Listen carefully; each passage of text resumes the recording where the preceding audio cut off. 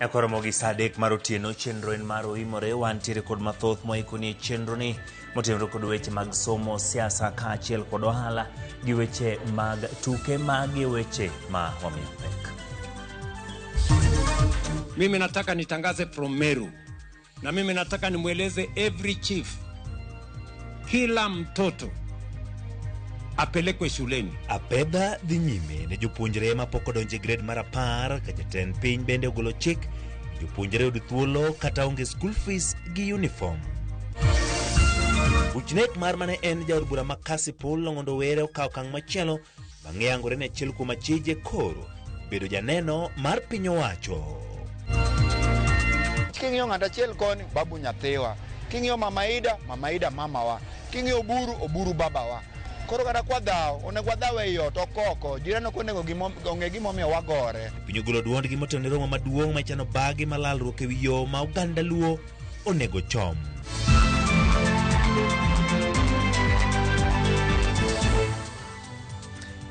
Ekoromogi layo duto mag tudruok gin moyaw wanyalo loso achiel kachiel kirona ote kaachiel kod pachi. Nyinga Oching' Emmanuel, jaloko marwa en Belinda Phillips, bed kodwa chakruok nyaka giko. Kawachal gi weche mag somo, jonyuol mag jopuonjre ma jo grade 10 mabiro rem tero jopuonjre go e skunde manoluongi odiochieng' ma kiny ibiro kaw negi okenge mager mag chik.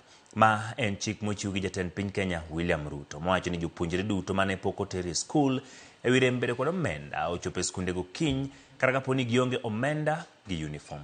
Simfros Okinda miyo ler. Sani nyaka ne jopuonjre mag skunde senior grade mar 10 chak donje skunde.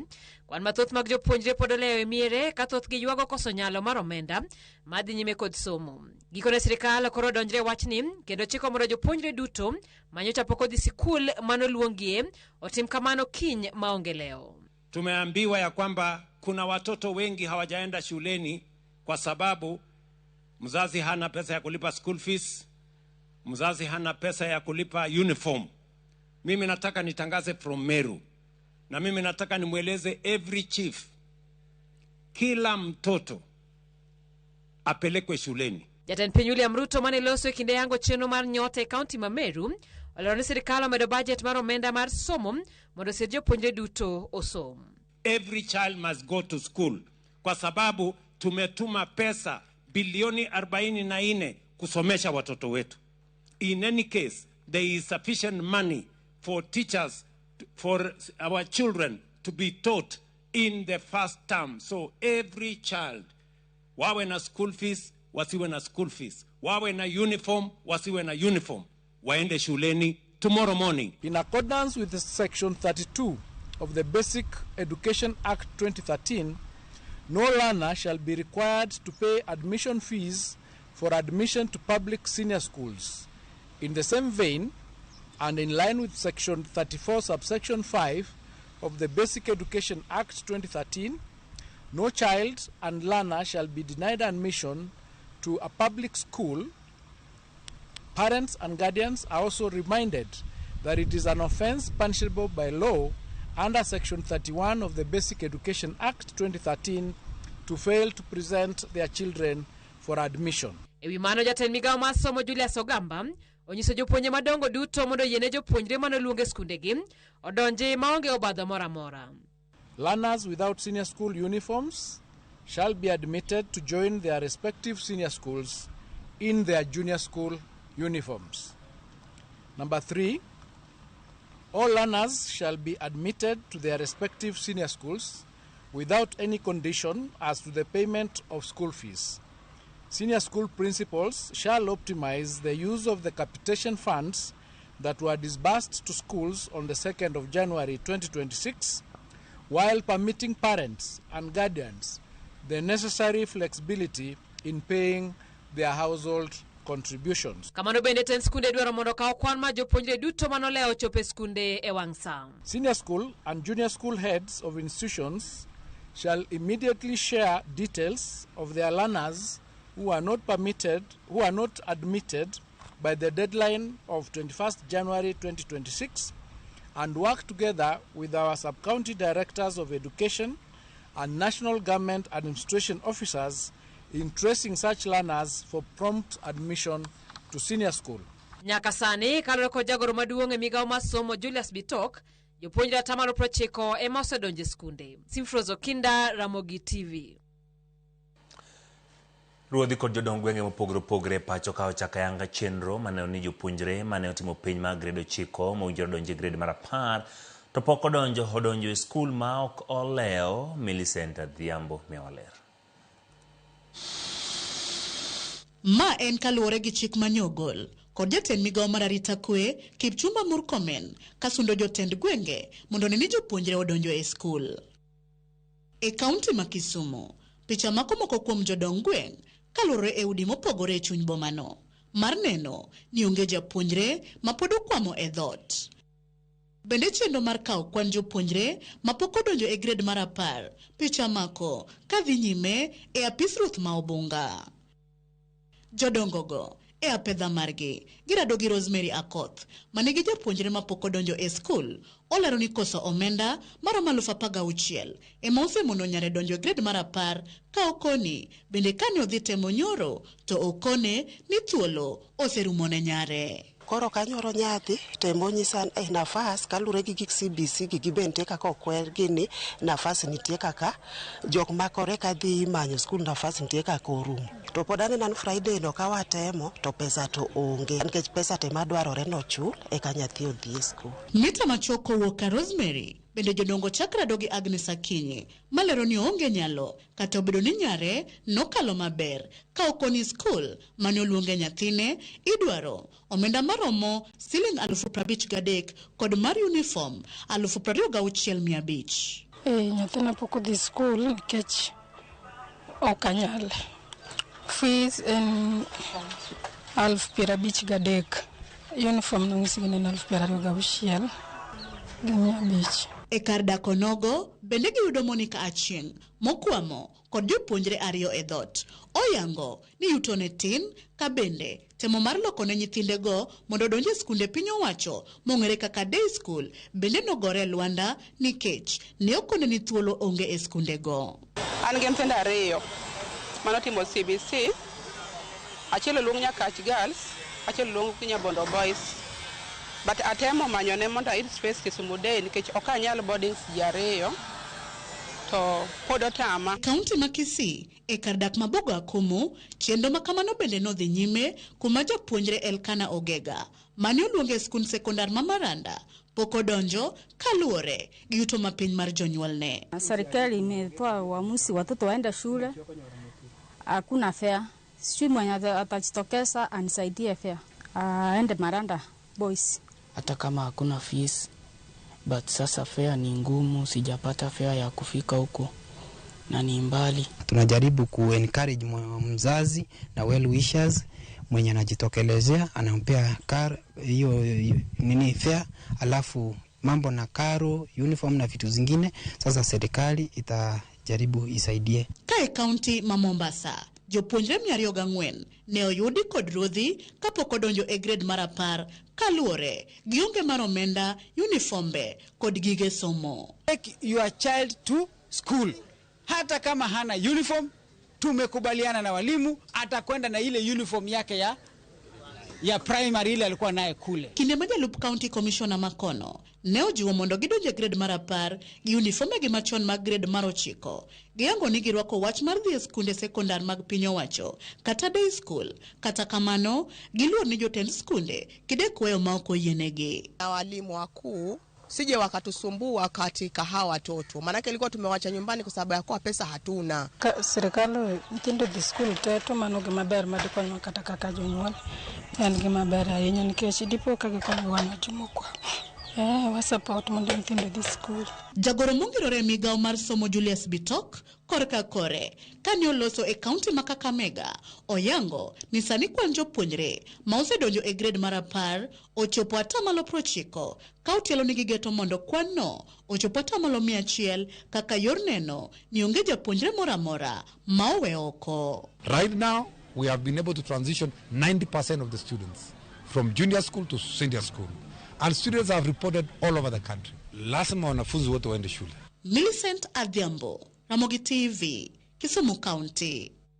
Piny owacho yango ni ochwalo ayanga buge mag somo ni grade mar 10 odiechieng' ma kawuono kendo kochopo kiny tich abich 40% mag bugego dhi bedo kochopo e skunde duto mag piny owacho ma pacho ka kaka Judith Omondi lero ma biro e kinde ma jogo chapa mag buge bogo ni ka ok omigi gopgi mewo shillings bilion 6 ma piny owacho nigo to 60% mag buge modong' ok gibi chwalo ne skunde.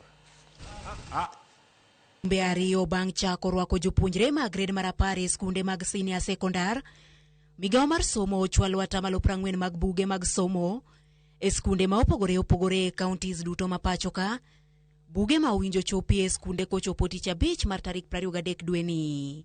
This Friday, we were going to have at least 40% of the books already distributed to our schools. I'm glad to note that from today, the list that you've shown me, we are already at 50%, therefore ahead of the timetable that we have rolled out. I have confirmation and commitment from the publishers themselves and the printers that they are going to be able to release and distribute all the books, the 100% of them, to the schools and to the learners by the end of this month, which will be 31st of January. Kit somo mautisi ni community service katatiyo ne Uganda, modern technology maen mar lony mar nyasani, aviation maen mar weche ndege, weche pure kit somo mamoko gin lai ma idhi chiwi e senior sekondar kalure gi buge ma ogo chapa. Ka jatatije mar duol mapuodho gige somo KICD Professor Charles Ongondo koni japuonjre ka japuonjre dhi yudo buge ariyo ne kit somo ka kit somo. Nikech lokruok ma osebedo ka dhi nyime e skunde, ibiro many kaka idaro buge mag jopuonjre ma ok odonji e skunde mane oluongie. Every school, we are sending 2 sets of books for every learning area so that we can enhance variety.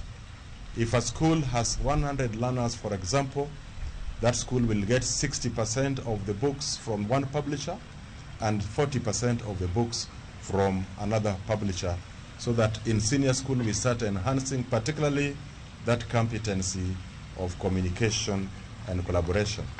The publishers that we are distributing books to might have lesser numbers and others might have higher numbers. We are going to rationalize that exercise so that we ensure that the students that are admitted in school have the 2 core books for each area of study.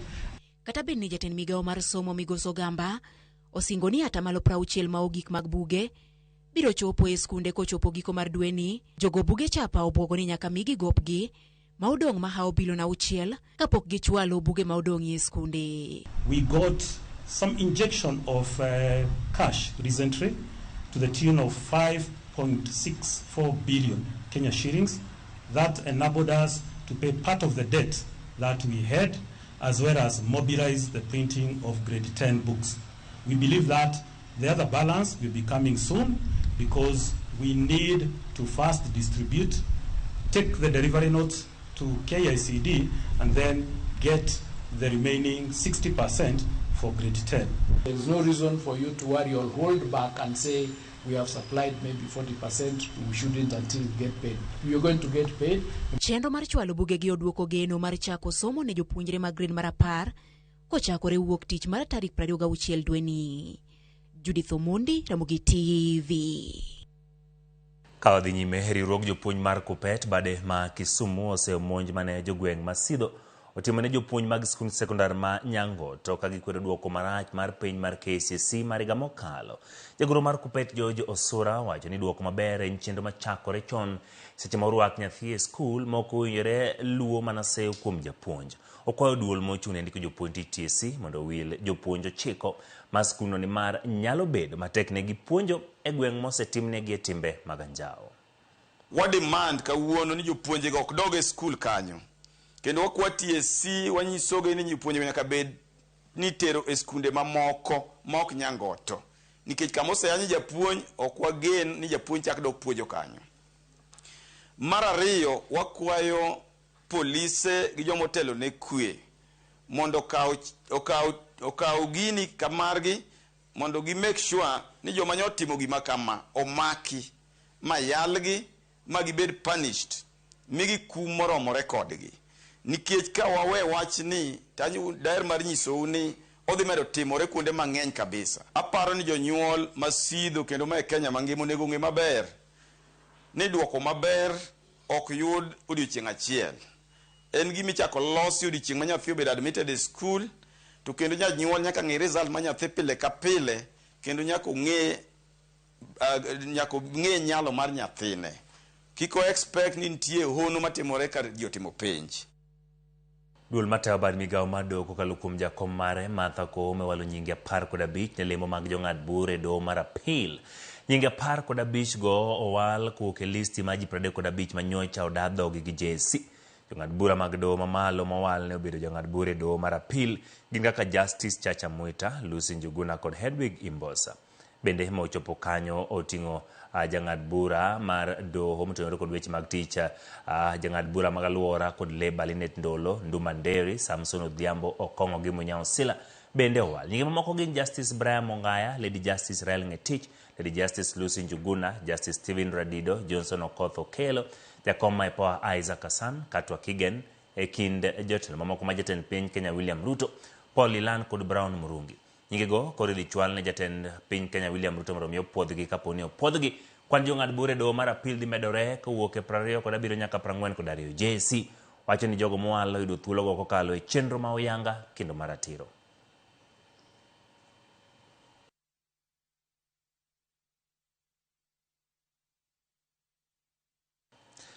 Wadhi e weche mag siasa.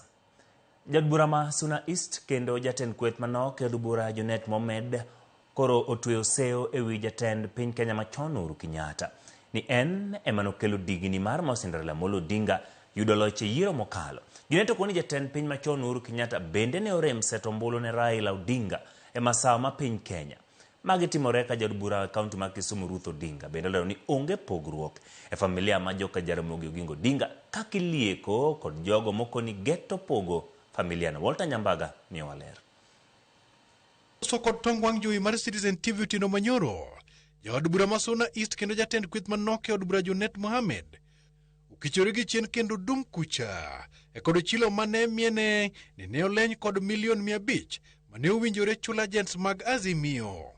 Junet kata kamano wuok tung mosuo kod jatend piny machon Uhuru Kenyatta, owadgi Uhuru Muho Kenyatta to kod Patrick Mburu moko ni ne owinjore chul agents mag Azimio. Hiyo pesa iko na Uhuru Kenyatta na ndugu yake Muho Kenyatta na mfanyakazi yao anaitwa nani? Patrick Mburu. Yeah. Na mbona hamukupata hiyo pesa? No, it was them who were supposed to give the money. That was the responsibility they took. Wasn't that, what was your role? Yeah, my role was not to pay agents. My role was to campaign for Raila and speak to the people. I was in every rally. Did you see me abusing people? If they had given to me, yes, to which account did they pay me to?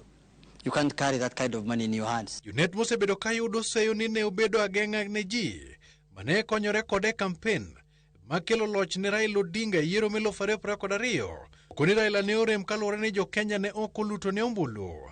Ahinya to masawa mar Kenya mokoni Uhuru ne ok otero Raila seto ombulu.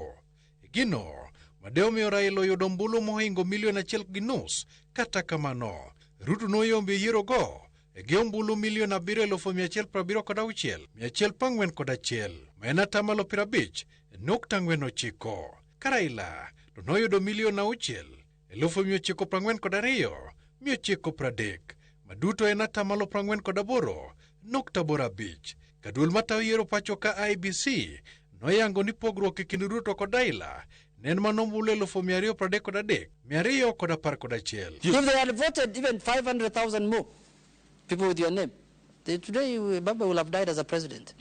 And his friend, the former president, did not take him to that area to tell the people that this is a good man. He was campaigning for him from his seat of power. Magiti mureka jaod bura mar county ma Kisumu Ruth Odinga mane loso kod Ramogi TV chiwo ler ni onge pogruok ma ilieko e chama mar ODM kopogore kod demokrasia ma kinde ka kinde Raila ne otego e kind jokanyo. Ruth oyango ni Dr. Oburu Oginga e ogai mar ODM kendo ni kod lony mar gudo wijo kanyo kanyakla. Isiro telo mar Dr. Oburu Oginga koso? Ana siro tendo Oburu. Dr. Oburu Oginga mokwongo tende no ok en mano dwaro. Tende no kete. to kano kete Dr. Buru Odinga en mature enough ma en kama entieno en ma onyalo mako wiwa mondo oriwa. Nitiere role ma daktari play kanyo maduong' malich niwach ka onge ng'ama machua man gi that kind of sobriety to gini dhi sambaratika niwach ni wan jotelo monego bed ni siro daktari, wan mwakete mbele kar mondo wageng'e wati tich monego wati wadhi wakwe piny walos gimoro amora waketo daktari gi koko. Ruth okone jomoko temo pogo familia mar Jokoginga ni eka gikel pogruok e chama mar ODM. Jatelono olero ni onge pogruok e kendo kaka familia mar Jaramogi gibiro bedo piny kendo gilalre. Wan kaka Jokoginga wan joma riwrega to kendo pod wadhi bedo gi riwruok. To kane nyathi wany matin aluongo nyaka wuor bende owuok modhi to dhi oloso. Ing'e ni en ng'ama tin bende to bende odhi to dhi owacho kata mobedo gi joge en nyathi ma bedroom ma kibira minjono obo dongo e kibira kanyo e tie babagi to moro be matin ogwenyore ne mar uncle ne moro ni gimoro wuokie maneno ka gima nyalo bedo ni noloso magine ne but nyathicha bende obiro mowacho pache. Ng'e ni wan kaka wan Jokoginga kata mana nyathino ng'eny ne odongo e tie baba ne moburu mobe oserite moka pando wuok godo ni wuok ni odwa gore gi uncle ne kaka jomoko temo wacho cha. Walter Nyambaga, Ramogi TV. Jopiny e gwenge ma Kaluo koro wacho ni romo ma ichano tim chieng' ngeso makelo jodito mopogore opogore mag oganda Luo nyaka ket twak ma ochwiny e wi kuma oganda ochomo. Romono ibiro bagi boma ma Kisumu biro kelo kanyakla oganda Luo mowuok e kidienje mopogore opogore kaka siasa, ohala, jopur, jopuonj, rowere kod mamoko. Gima joluo nego address sani kaka jotendwa en gima iluongo ni riwruok. Mane gima the most important thing ma joluo nego address sama wuoyeni. Gibed piny, giwe confuse wa. Ma ng'ane wacho ma, Tieno wacho ma, Opiyo wacho ma, Auma wacho ma. Koro wan kaka joma tindo, wan confused, ubago wa, kech urundo wa, wakia ni wapak ng'at wawenga. Kech king'iyo ng'at achiel koni, babu nyathiwa. King'iyo Mama Ida mama wa. King'iyo Oburu baba wa. Koro man wane ot, odu en odu. Koro kada kwa dhao, onego wadhaw e ot okoko, jirano konego onge gimomiyo wagore. Adwa ni winjruok no obed winjruok mariwo oganda Luo kanjakla. Adwa ni winjruok no obed winjruok mamiyo ng'ata believe e partiwa mar ODM. Adwa ni winjruok no okaw vijende te mokete consideration. Wadwaro ni as a party leader ma en Oburu okaw jo ODM te oket kumoro achiel. Gisani onego beni wabet piny kendo grube ang'eni sani useneno nitiere tim moro, tim mar Oburu gi Lange, kendo nitie tim moro winjo ni mar Winnie Babu gi Sifuna, but an gima wacho jogi te gin jo ODM, pok gilando ni gidhi e party moro, pok gilando ni gin gi party moro. Gima ber monego watim en ni wariwo jogi pamoja kendo wabet kumoro achiel kendo wang'iyo ni ka wadhi e discussion mar coalition, ka wadhi e yiero kendo weche mwacho ni wadhi wawach gi UDA, onego beni wabet kumoro achiel kendo wasewinjre e duol achiel ni wan kaka jo ODM wadwaro magi. Tok lipot machal kamano nyakwara mogi wa kao yweyo mokwongo kikiri mabor pod wantiere kod mathoth moikoni.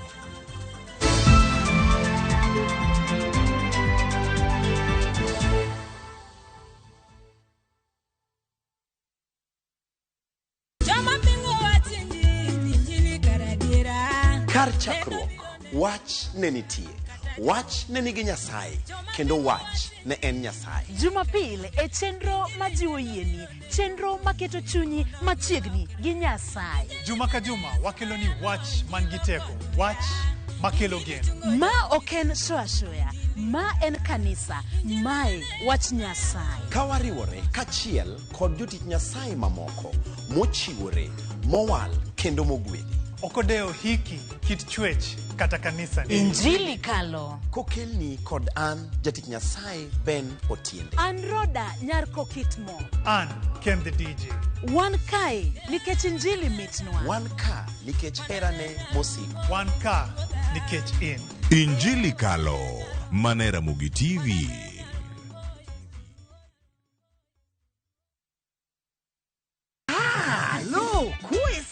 E gweng'ni, wach landore mapiyo moloyo ote mar pesa, kendo nyiero en chenro mar oganda. Chief ong'eyo wachno kata jopeng' ong'eyo. Ka chieng' tich abich ochopo, waduto wachokore. Ok ne baraza, to ne Nyarkochia. Nyakochia gokoko. Nyakochia toxin. En chenro ma gik moko duto ng'aw malo mokalo tong'. Chakre sigendni, weche miwacho. Pato akanyi leo chunya nonyuoli pur. Riwre uru gi oganda duto, kendo weuru wanyier ka gima ok ochuno ni ng'ato chul puotheno. Kokija richo ting' badi malo, Jehova Nyasaye golo nyaka moponde ndalo. Nyarkochia, tich abich, saa 1:45 otieno, mana e Ramogi TV.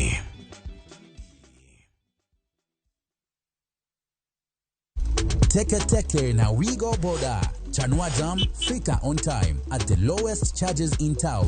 Vaa helmet and ride in style.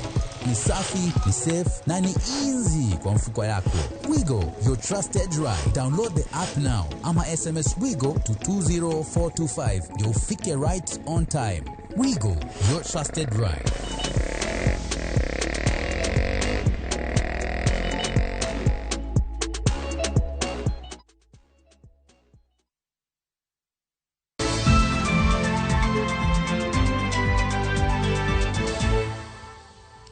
Erokamano kuom medo kete Ramogi TV wadhi nyime do mamalo yango kang mar ne wuoyo kendo wito oko duond bura mar ANC kaka mano time tok chik do yango ni okang mar ne wuoyo duond bura ne dhi ataro mar chik kendo ne okolu kendo ok ne gichopo kare okenge duto madwarore.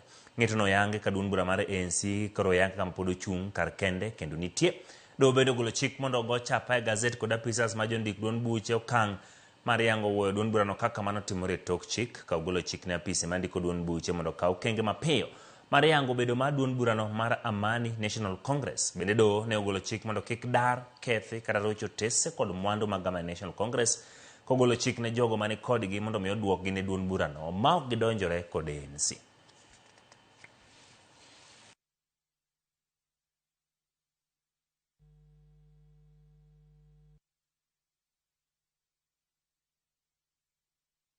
Ka wadhi nyime komiti mochung'ne keto e tim report man NADCO kaachiel gi weche 10 madito mane ogaya machon mar ODM Senator Amolo Odinga kod jatend piny Kenya William Ruto ne okete kok gi dwe mar adek higa mokalo. Dhi chako chenro mar kawo pach jopiny e pacho ka mangima juma manyien. Chenro ma kamano dhi chakore kaunti ma Mombasa tarik 2 dwe mar 2 higani motel ne gwenge mamoko. Komiti ma otel ne kod Senator Agnes Zani gedo chiwo report mar tarik 7 dwe mar adek higani ne jatend piny Kenya William Ruto kod ogai mar ODM Laktar Oburu Oginga kaka jafamo marwa Chris Owino leronwa. Chenro mar keto e tim report mar NADCO kod weche 10 madito ma ODM kod UDA ne okete kok gi dwe mar adek higa mokalo dhi goyo okang' maduong' dwe manyien e kinde ma komiti mochung' ne chenrono dhi chako kawo pach jopiny e pacho kae mangima. We shall move on to a very important part of our work as a committee, and that's the country-wide stakeholder engagements, where we intend to meet Kenyans right in the grassroots to listen to them, because this is an inclusive process and we want everybody to come on board at the various levels to talk about the NADCO report and 10-point agenda and their assessment of its implementation. We'll be able there to exchange ideas and seek the recommendations on the Kenya that we... County ma Mombasa kod gwenge makadho wath nam chumbi emadhi yawo chenrono ayanga tarik 2 dwe mar 2 higani. These stakeholder forums will be held in all countries' 8 regions, beginning with Mombasa for the coastal counties on Monday, 2nd February 2026. On Wednesday, 4th February 2026, Wananchi from the counties of Siaya, Homa Bay, Migori, and Kisumu shall present their views in Kisumu town, while those from Nyamira and Kisii will have a date with this committee on Thursday, 5th February 2026. Bang gwenge makadho wath nam chumbi, jodak e county ma Siaya, Kisumu, Homa Bay kod Migori emadhi bedo welo mag kweth mar Agnes Zani tarik 3 dwe mar 2 higani e romo madhi timore e county ma Kisumu. Counties mag Kisii kod Nyamira dhi chiwo pachgi e wi NADCO tarik 4 dwe mar 2 higani e kinde ma jodak ma imbo mar Kenya to dhi rwako kweth mar Agnes Zani tarik 5 dwe mar ariyo higani e kaunti ma Kakamega. Chenro makamano biro chopo e ng'iende e galamoro maduong' mar jo-Kenya duto e bore Nairobi e karo maduong' mar KICC tarik 25 dwe mar ariyo higani. We intend to finish our nationwide tour with a mega stakeholder meeting for Nairobi region right here at the Kenyatta International Convention Center, KICC, and that will be on Wednesday, February 25th, 2026. Kagitwa kod jofwamb weche e bore Nairobi, jokanyo mag komiti no onyiso geno mar tieko tijgi e wang' sa kendo chiwo ripot margi jatend piny William Ruto kod ogai mar ODM Dr. Oburu Oginga tarik 7 dwe mar adek higani. Zani kod kweth mare bende oyango ni gin kod sir ma jatend piny William Ruto e dwaro margi mar keto e tim ripot mar NADCO ka bende gijiwo jo-Kenya mondo wuog oko mar chiwo pachgi. Before the late Raila Odinga left us, he always reminded us to always be cognizant of the spirit of the MOU that he signed with Excellency the President. And for those of us who loved and adored him, we want to encourage all of us in the spirit of the MOU. Let us come together and help us build this nation together. Chris Owino, Ramogi TV, Nairobi. Kaodhi nyime duond bura mar Jubilee otimo lokruok maten duond bura no ka Koitalelo Le Kenta ema oyier kaka jagoro maduong' kendo kao kar Jeremiah Kio ni momilimo ma jalup jatend duond bura no. Ka giloso bang' romo mar kuku maduong' ma duond bura no, giango ni timo lokruok makamago en achiel kuom yore mag medo tege kendo mede mbi mare ahinya to motelo ne yiero mag gwenge kod yiero maduong' mar higa mag 2027. Giwuok mager bende ka giwacho ni oganda jo-Kenya biro ng'eyo ajenda margi kod mano mar jogo mag keto piny owacho tesre kinde mowinjore wera ni ok gin jogo mohero goyo koko.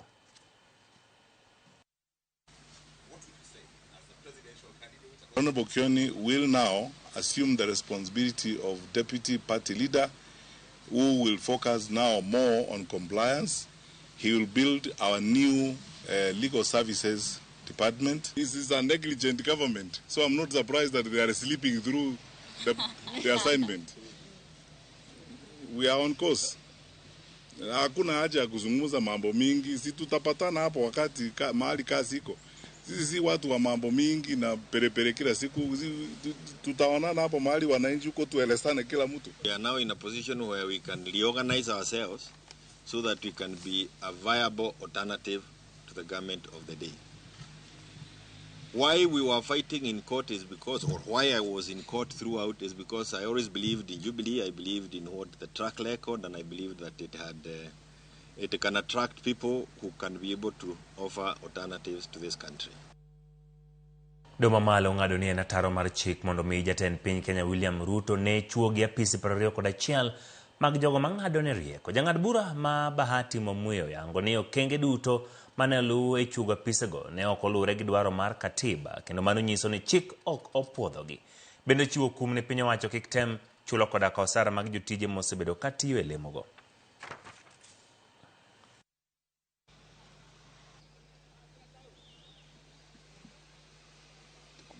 Ka pod wantiere weche motenore kod doho, bura mar nek mar mane en jaod bura ma Kasipul Ng'ondo Were ibiro chak winji tarik 9 dwe mar ariyo higani, ma biro tok chwalo achije 5 mitiyo gi nek makamano e doho mamalo ma Kibra okinyi ma kawuono. Achiel kuom achijego mane en jachiw arita mar mosindo Were bende koro dhi bedo janeno mar piny owacho. Efi Nyakidi miyo ler. Jang'ad bura Diana Kavetsa ma doho ma Kibra achije 5 ma itudo gi nek mar mane en jaod bura ma Kasipul Ng'ondo Were nochwal. Achijego oting'o William Imoli Shigali mane omaki e katoyo ngona moro e gwenge ma Kasarani, boma ma Nairobi, kendo mawachore ni ema nochwado Were gi lisasi. Edwin Oduor Odhiambo, Alan Omondi Ogola, Ebelo Chieng ma Lake Basin Development Authority kod Isaac Kuria Chege. Achiel kuom achijego kata kamano oyang ni koro biro chunge bao kendo timo neno mare kaka janeno mar piny owacho. Achijno ma en Alan Ogola ne en jachiw arita mar mosenindo Ng'ondo Were. Jang'ad bura Diana Kavetsa bende ochiwo chik ne okil mochung'ne Ogola e bura Chacha Mwita mondo tim ikruok makare moloyo to yor ranyisi mibiro tigodo e doho e kinde miwinjo burano. Ma kaka achiel kuom yore mag neno ni burano winj mapiyo kaluwore ni Ogola ema biro kuongo chung' e bao. Burano ibiro chak winja yanga tarik 9 nyaka tarik 12 dwe mar ariyo higani e doho ma Kibra ka joneno abich igeno ni biro chunge bao tarik 9. Efinye Kidi, Ramogi TV, Nairobi. Piny owacho malo dhi nyime kod chenro mar chwalo pande kor gwenge ma Kaluo, gino ma igeno ni dhi ting'o malo kwan jogo manyalo ndikore kaka jalut ombulu. Maendi en chenro ma osir kod ten migawo mar rito kwe ma pacho kaka apisi ma jagoro migire Laktar Raymond Omolo igeto kwan ji maromo 200,000 momedo ndikore kaka jalut ombulu e gwenge ma Kaluo.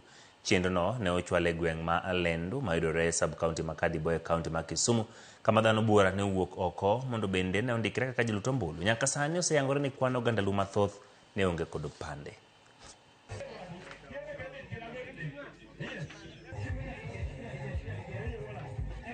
The process is geared towards ensuring that we have almost 100% of people who've attained 18 years and above have identity cards. And this is as a result of trying to improve on the numbers that have been low as a result of those who find it very difficult to travel from distances within the villages to the Huduma centers or to the offices in order to secure the identity cards. Watimo mondo wami jothurwa duol mondo ka sa ochopo mar go kura to gigo kura, but at the same time kipande eminya receive go services mag sirikal mondo gibed able to receive services mag sirikal. So akwayo jotelo te jo siasa, jo civil society professionals mondo wadog e gwenge wate mondo wati gi goodwill ma wan kuom sirikal to make sure ni jowa obedo mobilized mondo kaw kipande to jomo osebedo kipande mondo bed registered kaka voters. Koro sani endi iyudo ka sirikal mar broad based osewuok oko kendo oketo resources mondo neni atamalo mane wantiere ma 38%, 40% wadhiro mwachomo wadwani wachop kata 60.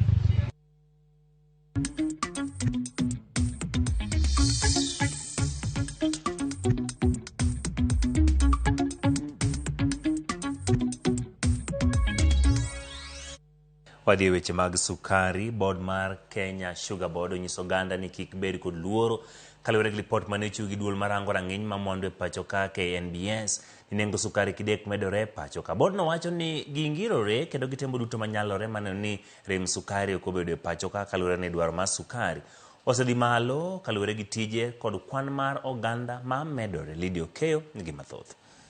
Report mane ogol gi duol marango rang'iny mag mwandu e pacho ka Kenya National Bureau of Statistics nyiso ni nengo sukari kidek medore e pacho ka. Kata kamano Kenya Sugar Board to onyiso oganda ni kik bed kod luoro kaluwore ni giketo chenro makare mane oni rem mar sukari ok oneno e pacho ka. Kenya Sugar Board owacho ni sukari ntiere kata obedo ni dwaro mar sukari osedhi malo e pacho ka kaluwore gi kwan oganda ma osebedo ka medre ka kembe matiyo gi sukari e loso mwandu bende medore e thur ka. Ma kata bedo ni kembe loso sukari osebedo gi midhiero makagi kacha are higa mokadho. E higa mar 2025 nonro margi onyiso ni sukari maromo tan 613 nolosi e pacho ka kama nochopo dwaro maromo 61% kende mar dwach sukari manie pacho ka maromo tan 1.2 mane en dok piny kapimo gi tan 815 mar sukari manolosi e pacho ka e higa mar 2024 mabende ne en dok piny gi 25% kaluwore gi sukari mane igen losi. Rem makama board no wacho ni obiro kaluwore gi oro manonene e thurka e giko mar higa mar 2025 anyate gwenge ma ipidhe niang'. Bende giyango ni lokruok chal kor lwasi nokelo midhiero e pith mar niang'. Board no oyango bende ni thoth niang' mane oseikore ne obeti e higa mar 2024 gino manomiyo thoth niang' ne pod dongo e higa mar 2025 kendo dwoko piny sukari e thur kae. Manomiyo lor kembe 7 ahinya te yimbo mar piny Kenya mondo omiyo chiw thuolo ne ikruok mar niang' e puothe. Kembe mane olorgo gin kaka West Kenya Sugar Company Limited, Bade ma Ole Pito kod Naitiri, Nzoia Sugar Company Limited, Butali Sugar Mills, Mumias Sugar kod Busia Sugar Industry Limited. Kambi rego sukari makwale bende no ochung' kendo ne ok otiyo e higa mar 2025. Bende kembe ang'wen mag sukari ma itayo gi piny owacho ne olor mondo medusgi eka chiwgi ne joket mwandu. Magi gin Nzoia Sugar Company, Manomi West Kenya Sugar Company, Chemelil Sugar Company, Naomi Kibo Sugar, and Allied Industry Limited, Sony Sugar Company, Naomi Busia Sugar Industry Limited, Muhoroni Sugar Company, Naomi West Valley Sugar Company Limited. Chenro makamano nomuonyo omenda maromo siling bil na pagario nukta bich, kendo ne otaye kuom dweche 9 manyiso ni chenro mar rego sukari no chunge kinde no. Giango ni piny owacho seketo kenge makare mabiro neno ne piny Kenya okobedo gi rem mar sukari kendo nengo sukari okomedore pacho kae. Chendo gi otingo kaso pur mar niang mabiro monyo siling bil na 1.2. Bende obiro konyo e medo lach mar puothe mag niang kendo kelo kothe mag niang maikore mapiyo ka oya e kambi timo nonro mar Sugar Research Institute. Board no yango ni thoth chenro gi osechaki kendo keyo mokwongo igeno e kind dwe mar 10 gi dwe mar 11 higane. Gino mabiro neno ni pur mar niang e pacho ka oridore. Gichiwo geno ni lokruoge magiseketo gi gin mosiko kendo biro neno ni rem mar sukari okobedo e thurka. Lydia Okeyo, Ramogi TV, Nairobi. Pod wantiere weche mag sukari. Jotije mag kambi mar Sony Sugar mane ochungi tich kod tend kambi no manyien kadwe mar 10 mar higa mokalo dwaro mondo piny owacho ochulgi omenda gi ma oting'o osara mane odong' ka giwacho ni gikale ngima matek to piny owacho oling' thi. Joma nigi ler. Bang'e to kuom dweche maloyo 2 ka onge lipot moro magiyudo kowuok kuom piny owacho ka otende kod chudo magi. Moko jotije machon 250 ma kambi no mar Sony mane ochungi tich e higa mokalo ne odok e kambini ka bandho chudo margi. Nowachi ni kambi sirikal dhi chulo wa dweche 6, then the lisi ne chulo dweche 6 mane rumo dwe mar 6 higa ni 2026. Bang'e no wapo kiriembo ji tich by dwe mar 10 after ka government osechulo pesa mane onego chul. Now lisi the MOU manondiki okobedo honad. Kana donjo Sony in 2017 to unfortunately nichoka yudo barua mondo transit Sony 2025. Niko nani as young as 34 years old, I'm retiring. That is good, life has to continue. Kata mago timore. Yuak ma wan go maduong'. Onge kaka wanyalo kata thiedhore from dwe mar 11 manoriembwa tich nyaka kawuono. Jotije machon ma kambi mar Sony ka otele kod Ken Makowiti wacho ni singo mane omigi kapok ochunggi tich ma oting'o miyo gi chudo maggi pok otim nyaka sani kod piny owacho. Achiel kuom gik manodhi kelo ne creating job opportunities. Nodhi kelo tije to nokene riembo ji. Omiyo ka en man mar riembo ji kama to wandang' nwangisu ni gima broad based government konywa go onge. Kendo wabiro gang up mind wa condemn wachni kabisa in totality ni broad based kok nyal miyo wa pesa wa within this week. Wabiro bedo ko wang'anyo ngech ng'anyo ne machal ne sirikal winjo. Makowiti wacho ni piny owacho ling' thi e weche mag chudo maggi kaka jotich machon ma kambi mar Sony koro gisandre mokalo. Wasebedo ka ok wacham msara but gima wayudo en frustration all over. Joma nodok e tich ong'ad pesa gi. Joma nowuok oko pok ochulwa gimoro amora. And sani nyithindo dhi school wabedo gi nyithinde dhot. Jotich machon gi ma kambi mar Sony wacho ni thoth nyithindgi okwame udi nikech gionge kod omenda kata magi nyalo dhigo sikul ka bende kata yudo gago ni familia magi ok osebedo mayot. Jonyuol madongo ma wan mwarito to gimo kwayo sirikal ne uchungo we tich wakale sufferings mang'eny including tuoche gi stress. Wakwayo ni kaber tugolnwa peswa mondo wang'e kaka ngima wanyalo dhi mbele mondo nyithindwa dhi sikul wayud kaka wanyalo thiedhore wayud kaka wanyalo dak e ngima masani man gi dignity. Giwani gisebedo mana ka giketo geno kuom chudo ma onego migi kod piny owacho mondo koro gichakgo yore moko mag nweng'o ma oting'o ohala. Kata kamano chudo ni odagi chopo. Jotije machon gi maka mar sukari mar Sony oseyo jotend siasa e kaunti ma Migori magiwacho ni sani koro ling' thi kendo ok dewgi. To the area MP ma wan godo Mheshimiwa Walter Owino wang'eyo ni ng'ama ratego kabisa kendo ng'ama osebedo kotiyo ne ji maber. To ling' ni kelonwa penjo mathoth malodwoko ni to in kanye sama jotich ywak kama local leaders un kama nade mindu konywa e situation machalo kama. un kanye mindu ng'eni jotich thagore to untie to noyieru mindu konywa. Jatatije mar kambi Oniang Mason 2025 Jen Pamela wach ni chudo mag jotich machongi ma kambi Masoni onego tim kod piny owacho mamalo kaluwore kod winjruok mane gichopie. Tend kambi manyien Masoni mane okawo kambi higa mokalo kowuok kuom piny owacho ne oriembo jotich maromo 250 mane nitie kambino mar Sony. George Juma, Ramogi TV, Migori.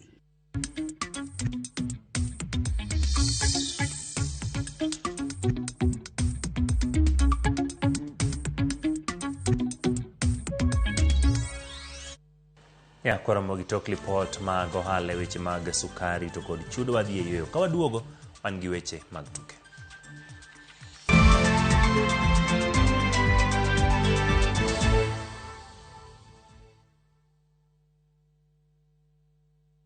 Are you a Kenya government civil servant no konaka emergency? Maybe your child is sick, rent is due, or unexpected trip came up. Usiji box kwa noma. Borrowing on MyMobi is now upgraded to a whole new level. Forget that old story of filling out forms or waiting for HR to approve your loan. MyMobi is now instant self-approval. Simply apply for your loan, enter the code sent through SMS to approve the loan, and the cash hits your M-Pesa instantly. Sasa, hakuna mambo ya payroll imefungwa. Sort noma zako anytime, any day. Whether it's a weekend, holiday, or the middle of the month, MyMobi is open 24/7. Dial *531# and get up to 20,000 shillings to sort your emergency. Repayment is easy. E penj laktar, walero weche maringre ni temo nyisi, ka wakelo ni paro mag jomolony. To wacho ni mondo mibed gi rageng' maber nyaka bed ni chiemo makare, nikech askeche gi iloso kuom chiemo makare michamo. Paro manyalo reso ngimani. Kochopo kar food allergy kae, to kinga ma del ma ng'ato chako gore gi chiemo mochamo. Kod weche mag thieth mayudore achiel kachiel kuom joma olony. Nyalo bedo ni ng'ato nigi ratil man malo. Koro konyono to onyono to choke cartilage ka toyore konyono nikech ratil mare man malo. Mano nyalo miyo bende ng'ato nyalo yudo arthritis no. E penj laktar gi Ruth Otieno, wuok tich nyaka tich abich, saa 12 odhiambo, mana e Ramogi TV.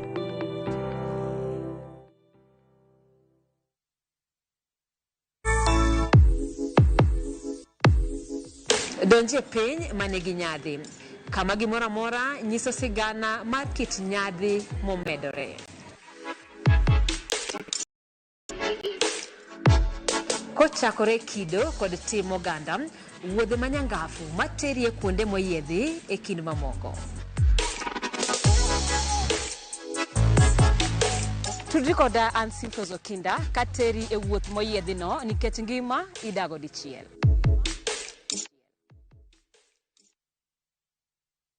January isn't about stopping everything. It's about stepping into something new to clear your mind, refresh your energy, and reset your perspective. This January, reconnect with your rhythm in Dubai, a city designed for contrast, beauty, and effortless discovery. Enjoy 4 nights in Dubai from just $1,365 per person sharing, including a half-day city tour, marina dinner cruise, and a desert safari. Experiences that stimulate senses, restore balance, and leave you feeling renewed. Because sometimes the best reset is a change of pace and a fresh perspective. Start somewhere quiet. Restore through our view. View Travel. Dream, explore, discover.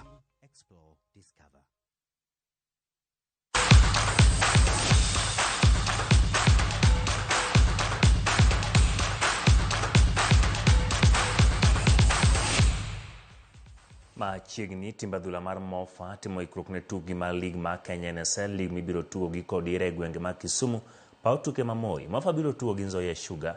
Mofa gi Nzoia biro tugo tugo mar 18 kendo Mofa ma en namba 2 mesa mar NSL tok Migori Youth gi points 31 geno yudo loch kuom Nzoia ma namba 9 gi points 25. Kaluwore kod jatugo mar Mofa Nelson Amunga mane loso tokorako kawuono, olero ni giikore makare mar biro dwaro points 3. Wach mosir ko jalup kocha ma Mofa Fabian Osea mawacho ni bedo namba 2 mesa mar NSL ok yot, kendo gibiro medo kedo kara bedo ni moko kuom jotugo nigi hinyruok ma tindo.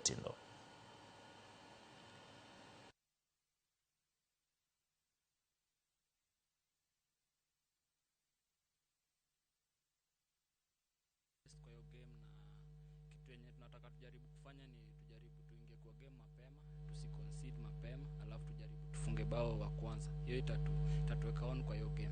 Kamano iko kwa Okrach ber kichwa wasebedo kwa ikore ne games gi from pre-season, koro ikro kwa ber wasekre maber ne game. Injury nitie but team nigi ji jotugo mang'eny. Bede witable and pressure, but at the same time en gima ber kech ng'ato karo dwa mondo bed number 1, koro bedo number 2 malo kanyo en gima ber ne wan, en pressure but en gima ber sana. Timba dhula mar nyiri ma ikio kwengo Prario Rising Starlets timo ikruok makare mar rakruok madhi bede kindgi kod tim ma Tanzania tarik 7 dwe manyien pap Mauli's Sport Complex. Etelo mokwongo mamanyo tiko madhi tugo tuke mag piny mangima FIFA Under 20 World Cup. Jagol mar tim no Christina Dhiambo wacho ni kata bedo ni tim magidhero go bende tim ok yot giikore makare kendo gibiro kedo. Kocha mar tim no Jacqueline Juma wacho ni giseyero jotugo kowuok kuom 60 manyocha gin go. Juma wacho ni gibiro dhi nyime gi tiego gi kendo timo ikruok ka gichomo wengegi e yudo duoko makare ma bende biro kelo loch.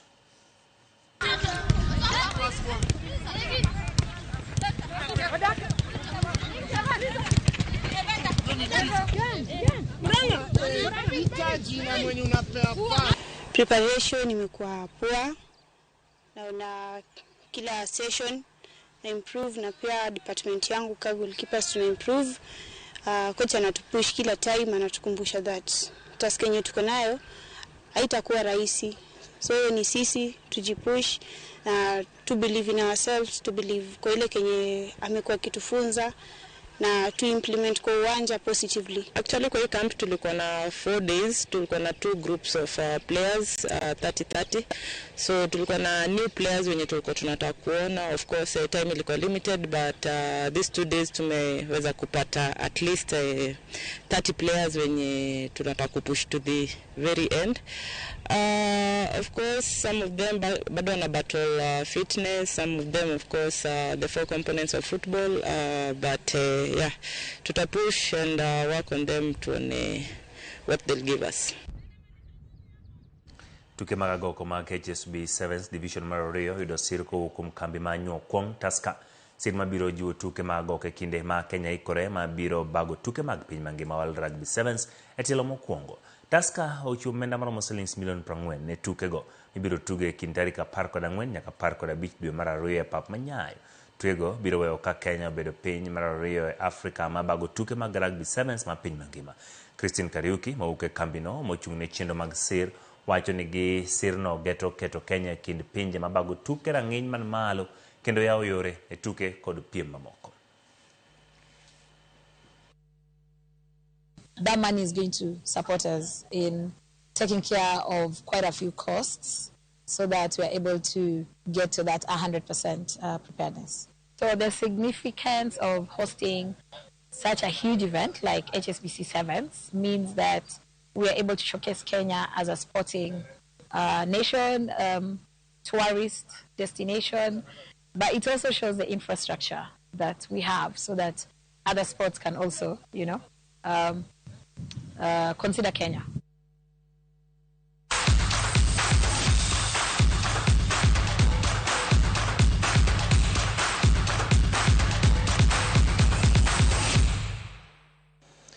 Kwara mga jongero kamano kumne bedo kodwe chakruok nyaka giko e chenro mar oimore. Hero kamano bende kumne bedo kodwe chenro mar ang'ich uwelo.